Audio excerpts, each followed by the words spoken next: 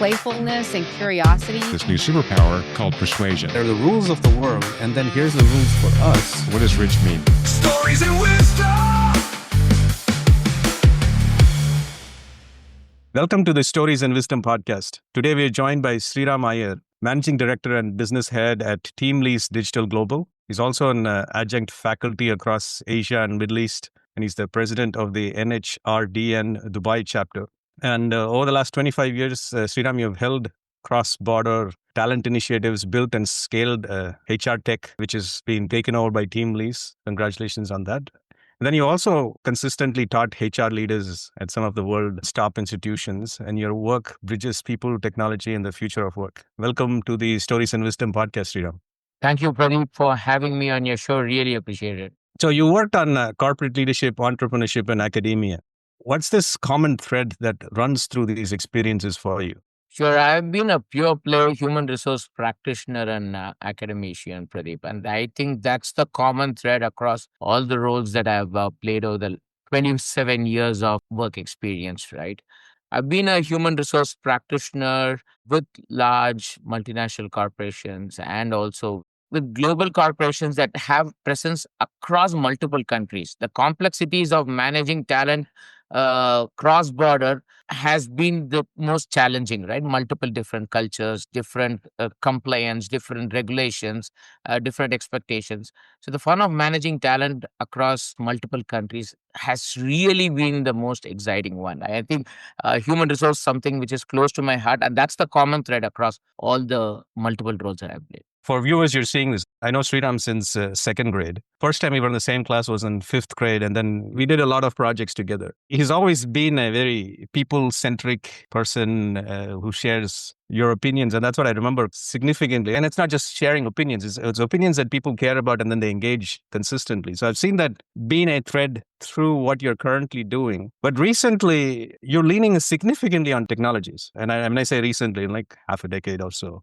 How has that been? Like from being that people-centric person, HR, and then now you're like HR tech. And now I think you are being sought out significantly for AI in the HR space and talent. Or so can you lean in a bit more and then share about this technology bent and what AI is doing for you, or what you see AI doing in the frontier that you are leading? Actually, go back to my college back in Pune, Western India, to help the management on admissions process every year. So I ask the kids that come for the admissions process, why do you take up human resource as a specialization? The first common response that I get is, I'm not good at numbers, so finance is ruled out. People like to do sales, so human resources becomes a default option. The second response, the common response that I get is, I love interacting with people. I said, if you love interacting with people, shouldn't you be in customer service, sales, finance? Why only HR, right? So the typical notion of the current generation especially is that human resource is all about people. But the last 7 years, I've just taken a slightly tangential journey because I've realized that technology and data has become critical in the human resource function, right? In any organization, human resource has always been the last function to adopt technology and data. But I realized that was fast changing. That's why 7 years back, I set up HR Tech with a headquarters in Singapore and essentially working with enterprises of all sizes in enabling them to adopt technology and data. So that's been my mission because I realized that we wanted to get a seat at the decision-making table. But since we were not tech-centric or data-driven in our approach, we are more gut-based decision-making and less of tech centricity. Even HR as a function was not getting the due spotlight. And that's why I've really been pushing on this. I would also realize that it's becoming difficult to train mid-career professionals to adopt technology and data. That's why I started teaching with various global business schools. So I teach at National University of Singapore. I teach the master's students HR technology module. I teach digital HR transformation module for the PGDM HRM batch at XLRI, which is one of India's largest business school. I also teach various HR courses with a lot of technology and data interspersed in it at SPJN School of Global Management in Dubai. So I realized that the next gen of HR talent that needs to come out It needs to realize that tech and data are going to be an integral part of it. And it's not just about people centricity, Pradeep. Couple of things, right? Recently, if you see, Moderna, the vaccine company, has just announced that they are merging the IT and the HR function. So they now have a chief people and digital officer. So there's another company, Covision, which has again integrated their HR and IT function. So I think as we go forward, we will see a lot more of HR and IT really coming together. And which is why I think, I was kind of looking into the future back then in 2017. And that's how I started HR Tech. And I think it's been a fantastic journey. Thank you. I mean, you already led us there, but let's jump into our first segment. So it's called Memoir Moments.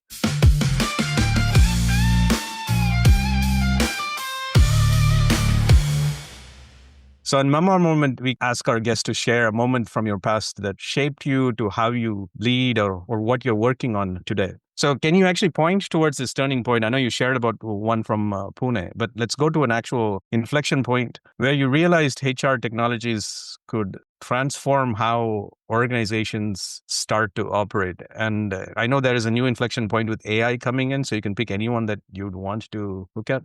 But HR and technology could transform organizations that you operate in. That should be your focus. Like, what was that turning point when you suddenly got onto HR tech? When I was working with some of these large enterprises, I realized that the HR decisions were never made on data centric aspect. It was really gut based decision making. And what I realized was some of these decisions, on hindsight, if I had gone and talked to some of my peers, they would admit that, the decisions were completely wrong. Whenever I went into a board meeting, I realized that finance was talking numbers and it was forward looking. Sales was again talking about forward looking numbers. Marketing was talking about forward looking numbers. HR alone was talking about attrition and retention, which was more focused on the past and never in the future. So that's when I realized, and this was 2018, and I realized that it was just a matter of time before HR as a function had to adopt tech and data. I think the critical turning point in my life has been the start of my entrepreneurial journey in 2018. That was truly pivotal, Pradeep, and that was not a planned decision. It was a midlife crisis. I just hit 40 and I realized that, I needed to do something different. And I said, what do I do to ensure HR becomes more data driven and tech centric? I started building the HR technology marketplace, which houses today 500 plus product providers across workforce planning, acquisition, engagement, performance management, learning and development, compensation and benefits, workforce planning, operations, so on and so forth, right? So there are 500 plus product listed on the marketplace, and we tell the HR teams, now choose the technology. In my opinion, that decision in March of 2018, which was quite impulsive, was really the turning point. To understand what you just did, which is for an industry that you believed was not leaning into tech as much as the other ones, or not being more quantitative in their approach as the other disciplines in the company, you decided to make a double-sided marketplace. And double-sided marketplaces exist in a technology-friendly space, but you decided to make a double-sided marketplace for one where they were not leaning in as much, so that you could drive the thinking towards, wait, there are these technologies that I'm so not aware of. How might I leverage it? So it was to lead in with a sense of awareness. Can I even extend to say that for you to also get a visibility of what is out there in the frontier? Because you had this, as you described, midlife crisis. But this got you to accelerate on to figure out what is the frontier look like, what are people working on, and then how might we leverage that for the industry? Is that how you were approaching it? Was that a thoughtful process, or is that a good story looking back and sharing it this way? Well, actually, when I started off, it wasn't right. It was more of an impulsive decision that I took. But then on a everyday basis, I got to see demonstrations of multiple technology solutions for the HR teams. And the more I saw AI getting into the field of HR, I was really convinced. So it was just a matter of an inflection point that would come that would accelerate the adoption. Initially, maybe I was not very clear, but as I progressed in the journey, I got to talk to HR tech founders, talk to venture capitalists who are investing in the HR tech companies. I realized I was on the right direction, Pradeep. In fact, The most interesting thing is this. I started selling tech to HR teams. I wasn't all that successful. Then I realized that the key aspect was to actually start training them on technology and data. And that's how 4 to 5 years back, I moved into the learning and development focus of saying, let me train HR teams to be data driven and tech centricity. So started teaching HR technology as a module, did said HR transformation as a module, AI in HR, and now generative AI and agentic AI in HR. I think the more you help the HR teams realize the tech aspect of it, I think the accelerated adoption was inevitable. Awesome. So let's jump into our next segment. It's called Decision Do-Over.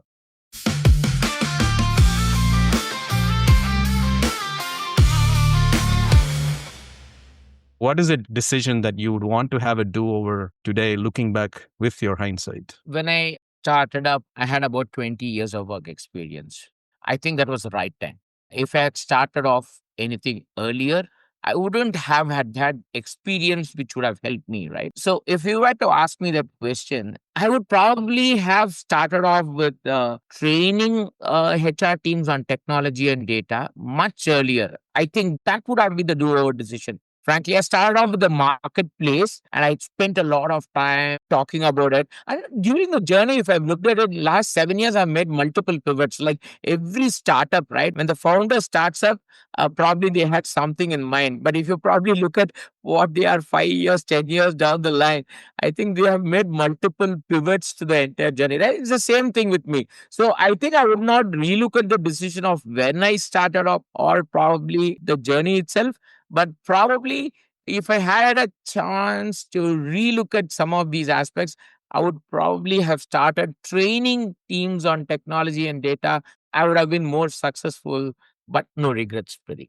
So when you started off, I think that was a year before COVID hit. 2018, 2019 is when officially everything closed down. Did that accelerate and help you, or did that actually accelerate some pivots that actually made you react? How did COVID help or not help in your journey? Because that was something that was a pivotal moment for everyone, because we haven't ever explored with a lot of uncertainty. And you already had an uncertainty that you brought into your life, which is a startup. Talk us through that in that. Well, I didn't raise any funds directly during the COVID period because I was more in the services space. I'm still in the services space, never in the product space. But what really helped during COVID were two aspects.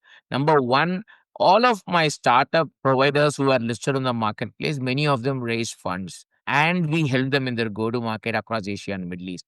So I think we got a fillip to the entire journey because of the spend that were made by these product providers as a result of their fundraise. So that was one real moment that actually helped us. The second was in terms of when you look at the entire SaaS based approach really gained traction only after the cloud, right? Even banks that traditionally said you had to come to the office said that you could remotely work and started adopting cloud and remote work in an accelerated fashion. I think that again helped the HR technology space much more than what I had anticipated. So I think we really helped a lot of companies during the COVID adopt technology, adopt some of these products, which was actually quite unexpected. So I think it really helped us in both these fashions. Initially, yes, initially we were really taken aback. The first 3 to 6 months, there was a sudden, the clients had stopped spending and people were saving their cash. So I think initially it was definitely a tough moment, Pradeep. But as the things progress, it became a lot more clear that people would adopt cloud-based technologies in an accelerated fashion. And now, post-COVID, I think November 2022 is another defining period, right? When Chat GPT essentially was launched. So when Chat GPT was launched, I told HR and TA teams, this is going to be a very transformational phase, right? It's a chat bot, right? What else can it do? I said, just wait for a couple of more years. And just couple of days, we had Chat GPT 5 that is launched.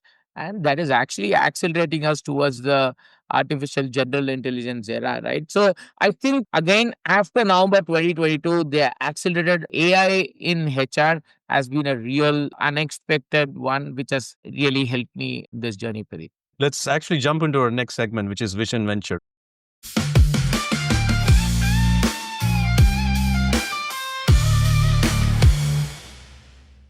you already brought AI into the conversation and how that is transforming or will transform HR. But for your work, your industry, and then the leaders that you actually engage with, what is this big leap in this next vision in the 3-5 year horizon that you see? Microsoft Copilot Studio essentially will ensure that everyone now starts creating agents and bots. I mean, I think every employee in every organization will have access to create their own agents and deploy them. So, in the next 12 to 18 months, I think the number of agents that you will see within an organization is going to be mind blowing.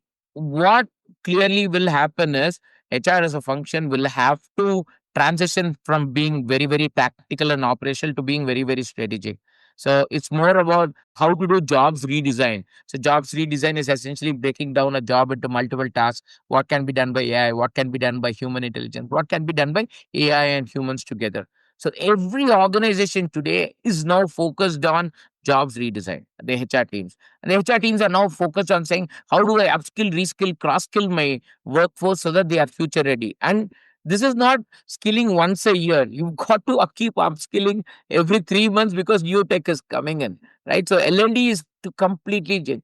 Hiring the talent acquisition teams are clearly like, what skills should I keep hiring from the market?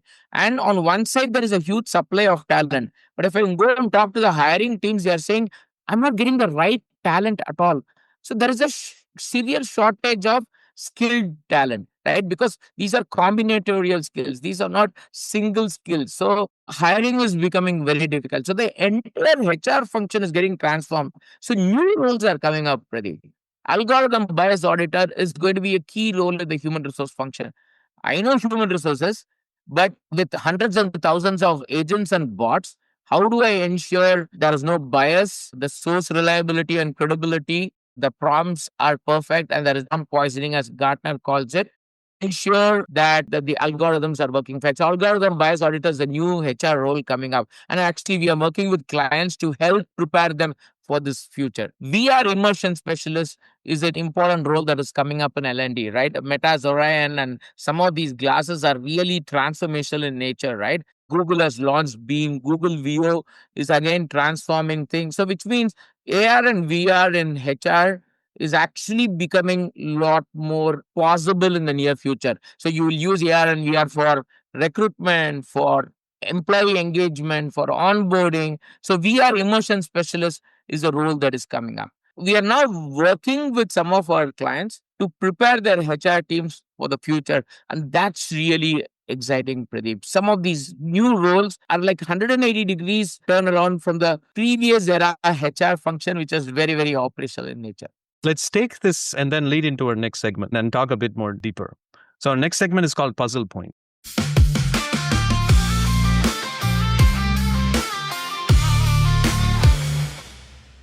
What you brought in with technology in the context of HR is a very good puzzle to actually go into Puzzle Point. As you're exploring this VR immersion learning experience, and that's a new role that's super exciting that you're bringing in for employees, there is the question that's already set in, which is like two questions I have. One is, as an employee, reskill myself and I'm working in the HR plus AI landscape. You split it up into there's the HR tasks, AI tasks, and then HR plus AI tasks. And as a technology person whose entire career has been in technology, I go well, the HR plus AI realm is the feeder, which eventually pulls me into the AI only realm. So largely the people plus AI realm is okay, that's my learning context. And then if I start making it into rules and then self-learning algorithms, I can squeeze that space and make the AI task space more because it's more efficient that way, which immediately means the human-only space starts to get even more challenging. Keep pushing the frontier on it. And it's almost like running a treadmill and then saying hey, you can do it at 6 miles an hour at 2%. Do it at 4 because the 2%, I got the robots to do it over a year. How does an employee, when looking at it that way, realize at a certain point that I can only do so much on a treadmill humanly possible? And that's a fear that I'd see. That's the first question in the puzzle that you're getting in. As I work with, sure, short term, this is productivity I have to learn. But when you start going I'm going to teach this and it's going to learn much faster than any intern and follow up, should I teach it? Or should I reskill somewhere else? That's one. The second is early on in the the 2022 timeframe, there was still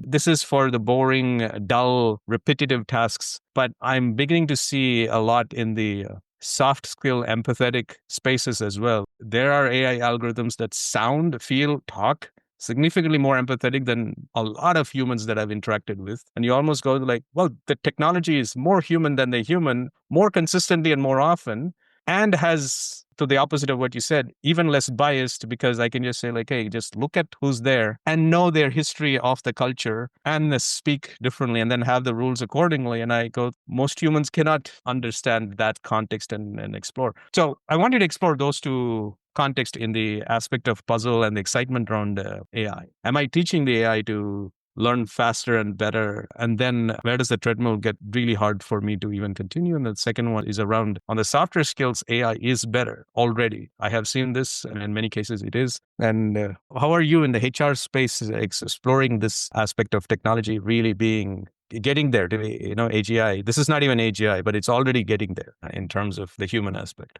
So I'll take the second question first. Whenever you talk about AI to HR teams, the first response is, I don't think AI has empathy. And then I do my standard demonstrations of live conversational AI that probably has more empathy than the human, right? So digital empathy is actually a new thing that is really coming in, where the AI is actually helping humans, identify stress, burnout, and all of those aspects, or actually it's getting more empathetic. So digital empathy is an era of its own. And I think the bots and the agents will get more empathetic than what they are, probably as empathetic as humans are, right? So I'm very clear about it, right? I mean, it probably, if you're training the bot really well, training the algorithm and ensuring that the prompts are perfect, it can probably have lesser bias too. So I think AI will become more empathetic as we progress, right? To the first question, Pradeep, it's really scary when I look at what AI can actually do. I'm really focused on what's the future of HR, what are the future HR roles. I humorously tell some of my HR friends that, if you're looking to future proof your career, become a cybersecurity specialist. With quantum computing coming in, and essentially there is nothing called a safe and encrypted system anymore, cybersecurity is going to be the future, right? So I think I humorously tell them, take up human resources, cybersecurity roles. But on a serious note, the way HR functions are evolving, the future, as I said, is what Covision and Moderna are actually doing, merging the HR and IT function. Jensen Huang of NVIDIA said that IT is the HR function for the bots. So I think HR and IT are really merging, Pradeep. And I would definitely be lying if I say that this is what is going to happen. I mean, I essentially cannot even look 18 months ahead because things really look quite scary and exciting, right? So if you have to turn off the cameras, and I think in another 12 to 18 months, I wouldn't know if it's the real Pradeep or the digital avatar that is actually talking, right? Probably it can speak better than me and answer your podcast questions much better. So that's going to be another 12 to 18 months. So it's really scary times. So it remains as a puzzle, Pradeep. I really am not able to look too much into the future. If my avatar has better lighting conditions, it's an avatar, not me. It's what we. I'm going to ask one question in this segment, probably the last one, and you might or might not hate it. It's going to go back to the memoir moment question, and then the story that you said, where there are people in India who said, hey, math's not my thing. By the way, in the US, the larger thing is like math is a gene pool that Indians have, and then everybody there is like just awesome at math. So you actually saying like, no, that is a minority anywhere. Is the true, but here's the perception that largely in America that they have like Indians math awesome and we just breathe calculus. But the folks who are in IT are very comfortable with algorithms and therefore logic and numbers and come from that math strong background. And the ones from HR, as you were describing, was just like, well, almost like the opposite. If they were strong with math, then they would have gone in finance or tech. They would have gone the other way. Now you have in Venture Vision and Puzzle Point kind of centered like tech and HR is coming together. But as a people, you're just saying people who love math and are very comfortable and use math because that simplifies the world. It's how I look at it. Like math simplifies the world. It's elegant. And therefore I can simplify and make things efficient and effective. And that's what AI does with algorithms. And then you have the others going like, no, no, no. But then there's all the complexity of people and we go there. Math's not getting there. It's about feelings, emotions, and so many other things. And then that world of people who clearly chose their path because they felt like math is not their thing and they want to get to a world where math is not a thing, those two worlds are colliding. But this is two people who are very, very different coming together and working in teams together in a context where AI is learning from these set of people. So that from a human perspective, when those divisions happen, just feels like chalk and cheese kind of thing. How do you see that affecting it? Apart from, I can see the logic, I can see being efficient for the company, but for the people who are in this, the way they came in, this feels like a huge cultural shift. It is right, Pradeep. The common notion that I reiterate is that you take up human resource because you love interacting with people, right? And if you have a tech bent of mind, then you pursue IT, right? If you have STEM, and so that's been a clear path for two different sets of people. I'm very clear that that's the reason why I've gone back to the business schools to teach the next set of talent that human resource is no more an art. It is also a science. And management school, obviously, we all learned that leadership is a science and leadership is also an art. I think human resource still now is considered more of an art, but I think it's now becoming an art and science of it, right? So I think you need to have technology and data, and you also need to bring in the people perspectives. That's where human centric user workflows, human centric design thinking is all coming in. So, which means you need to factor in all those human centric aspects. Plus, you also need to have technology and data. So, it's a unique combination. And that's essentially my mission to help the next gen talent realize that these are not separate lines and it's starting to merge. So, it's completely different. So, that's why in the next 10 years, I would see human resource function whole lot different from what it was even maybe 5 years back. And totally, and it's science and art combining. We've already seen that decades ago, in like color by numbers. You're trying to teach somebody how to paint, but then you're saying do it by numbers because that's for person who appreciates numbers. And then you realize you've added texture by just following numbers. It's an algorithm to color and paint. So I think there might be something that's very new coming in as you explore, and it starts at the university and your work. So I think it's a great way to close Puzzle Point. Our last segment is called This or That, and this will be the Sriram edition.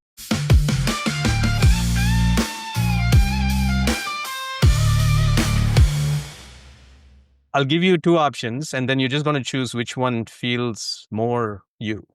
First one, strategy or execution? Execution. I figured you'd go there, right? Global mindset or local insight? Now I realize what you meant by this or that, right? Okay.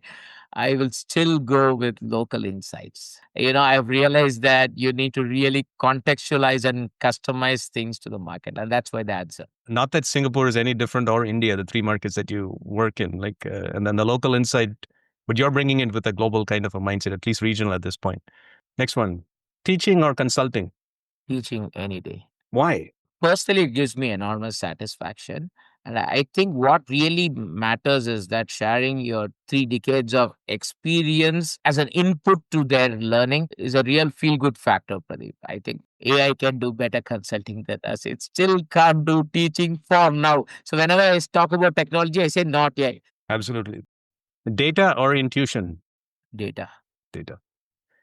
Disruption or optimization? Interesting. Disruption.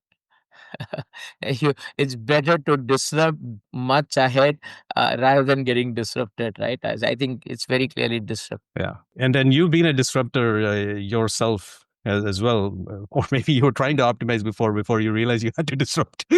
But now I do believe that you're at that frontier where you're leading that work in the industry. With Google, something like a Google AI real-time studio, all I need to do is upload my 8-hour deck, right? And it can, in next 12 months, probably with my voice, it can essentially run the entire presentation, Pradeep. So I know I'm going to get disrupted as a faculty and a teacher and an academician in the next 12 months. So just preparing for it. So, Sriram, thank you for joining us on the Stories and Wisdom podcast and sharing your journey. So, for listeners who want to follow your work or connect, what's the best place to find you and your work? I'm on LinkedIn all the time. So best place to connect with me is on LinkedIn. And will they look for Sriram Iyer? That's right. Sriram Iyer, a team lead digital will lead them to the page and I'll be happy to respond to them. Brilliant. So, Sriram, your career shows that the future of work is built where technology, leadership, and human connection meets. And in your case, even where you're having a regional, very local mindset, but you're also thinking global at the same time and the frontier of multiple disciplines. And more importantly, thank you for reminding us transformation is as much about people as it is about tools. And the magic is where these two come together. And you did bring up the science and art as well. So thank you for being on the podcast. Fantastic. Thank you, Pradeep. Digital transformation is mindset plus skills plus process plus technology. I think we tend to focus only on technology and miss the mindset, skills, and process part of it. So thank you again for having me on your show, Pradeep. Really enjoyed the conversation. Brilliant. And to everyone listening, we'll be back soon with more stories, more questions, and more wisdom. Playfulness and curiosity. This new superpower called They're persuasion. the rules of the world, and then here's the rules for us. Real deep pain. That was a very different level of inequity. What does rich mean?